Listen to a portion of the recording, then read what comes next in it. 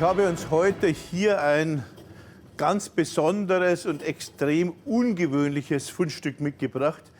Ein Fundstück, wie Sie es wahrscheinlich in keinem einzigen europäischen Museum finden. Und zwar deshalb, weil das Fundstück aus der Neuzeit kommt, also sogar aus dem 21. Jahrhundert. Es wurde auf dem Petersberg bei Halle gefunden. Das hier ist der Deckel, den ich jetzt abnehme. Und wir sehen, bei dem Fundstück handelt es sich um etwas, das jeder von uns aus seiner Kindheit erkennt. Es handelt sich um ein rotes Herz aus Glas. Und wenn wir genau schauen, dann hat das rote Herz ja den Anhänger. Das heißt, es handelt sich um eine Christbaumkugel in Herzform. Wir haben sogar ein genaues Datum. Das steht hier auf dieser Christbaumkugel, der 11.06.07. Und damit haben wir einen riesen Vorteil. Das finden wir archäologisch normalerweise nur bei Münzen, bei römischen Münzen oder anderen Münzen oder aber als Inschriften auf Gebäuden oder Ähnlichem. In der Archäologie, in der vorgeschichtlichen Archäologie ist der Schrift unheimlich selten. In der frühgeschichtlichen Archäologie reicht die Schrift meistens nicht aus, die Geschichtsquellen zu beleuchten. Warum bewahren wir so ein Fundstück des 21. Jahrhunderts auf? Weil es ein Fund ist von der kulturgeschichtlichen Bedeutung, weil solch ein Fund häufig den Menschen an das erinnert, was den Menschen ausmacht. Erinnern wir uns an die Lutherfunde, so sehen wir, dass die Menschen ungemein von den Dingen berührt waren, die Luther berührt hat, zum Beispiel die kleinen Murmeln. Weniger sind sie von seinen abstrakteren Schriften berührt, obwohl das wichtig ist, was Luther ausmacht. Und was haben wir denn auf diesem Herz hier? Auf diesem Herz haben wir eine Inschrift und da steht: Wer das Herz findet, der soll niemals aufhören, dafür zu kämpfen, also für das rote Herz zu kämpfen. Und auf der anderen Seite steht: Das Herz soll man lieben, daran glauben und die Hoffnung, großgeschrieben, nie aufgeben.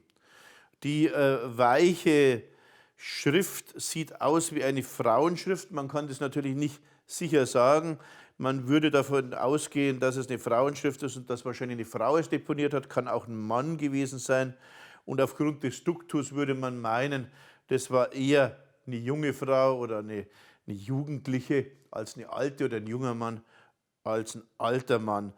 Ja, was sagt uns dieses Herz? Dieses Herz sagt uns, dass Menschen zu allen Zeiten Dinge niedergelegt haben, um sich etwas zu wünschen, vor allem aber um etwas zu hinterlassen, denn das Herz ist natürlich so niedergelegt, dass man gegebenenfalls damit auch eine Botschaft hinterlassen kann. Der Ort, an dem das Herz niedergelegt ist, ist nicht irgendein Ort, sondern das ist praktisch ein großer Felsen, wie ein Monolith in der Landschaft, wie ein Tafelberg, der besteht aus Rhyolith oder auch Porphyr genannt, der vor etwa 300 Millionen Jahren gebildet wurde. Sie müssen sich vorstellen, vor 300 Millionen Jahren gab es hier riesige Vulkane und das ist so eine Magmablase, die aufstieg, aber nie richtig ausgebrochen ist und die mit anderen solchen Blasen hier so inselartige Berge bilden. Mit 250 Metern Höhe in dieser flachen Landschaft wurde er lange, aber nicht ganz richtig, als höchste Erhebung bis zum Ural bezeichnet. Das zeigt schon, dass es sich um einen eindrucksvollen Berg handelt. Auf diesem auffälligen Berg haben Mönche im 11. und 12. Jahrhundert gesiedelt und das Kloster Petersberg dort entwickelt, das dann zur Ruine wurde und das heute ein Teil der Straße der Romanik ist. Der Anlass für diesen Fund war ein ganz anderer. Wir haben dort mittelpaläolithische, also 200.000 bis 300.000 Jahre alte Funde gesucht. Denn Jäger und Sammler waren an diesem idealen Aussichtsplatz über Zehntausende von Jahren vertreten.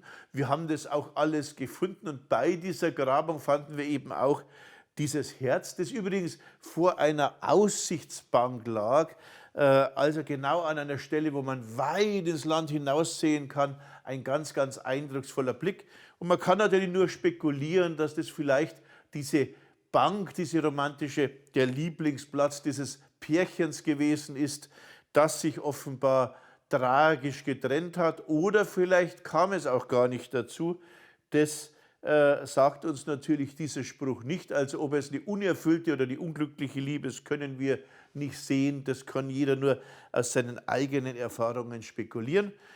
Dieses Herz zeigt etwas Allgemeinmenschliches, etwas, das uns alle rührt.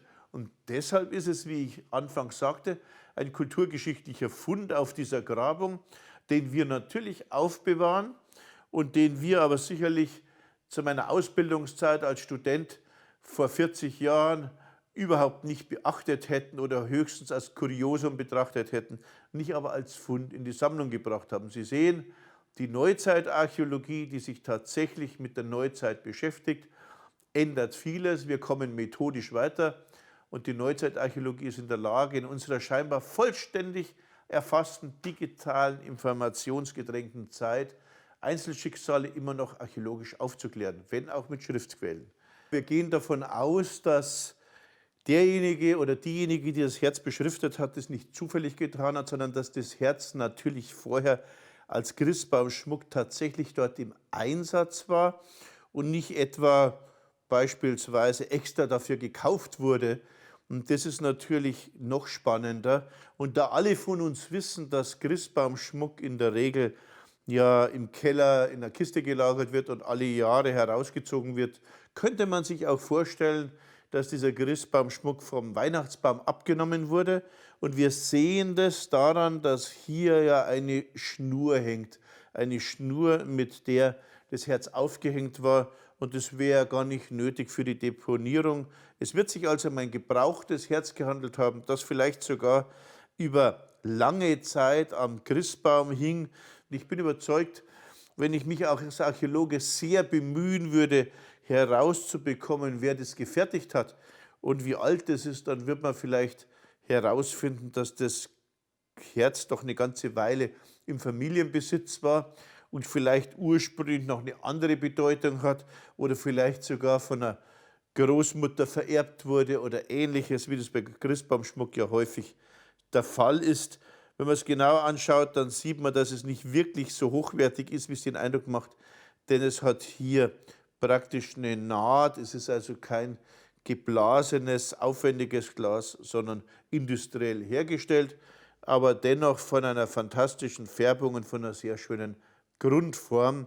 Es ist zudem auch sehr schwer und massiv, also doch von einer gewissen Hochwertigkeit.